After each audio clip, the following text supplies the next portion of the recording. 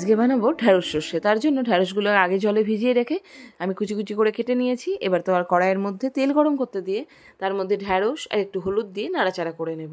এবার কিছুটা ফোড়ন দিয়ে দেবো, এর মধ্যে 1 চামচ মতো দিয়ে দিলাম তার জন্য কালো জিরে।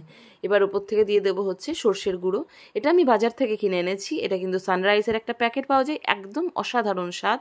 এটাকে 5 মিনিট জলে ভিজিয়ে রাখলেই একেবারে নর্মাল সর্ষে পাউডারের মতো হয়ে যায়। এবার ওপর থেকে আপনি শুকনো লঙ্কার গুঁড়ো, কাশ্মীরি রেড চিলি পাউডার, নুন আর চিনি দিলে নাড়াচাড়া কিছুক্ষণ করে দিলেই কিন্তু রেডি হয়ে যাবে আপনাদের ঢ্যাঁড়স সর্ষে। এবং গরম ভাতে কিন্তু এটা আউটস্ট্যান্ডিং খেতে লাগে। তো ভিডিওটা যদি ভালো লাগে তাহলে বাড়িতে অবশ্যই ট্রাই করতে পারেন।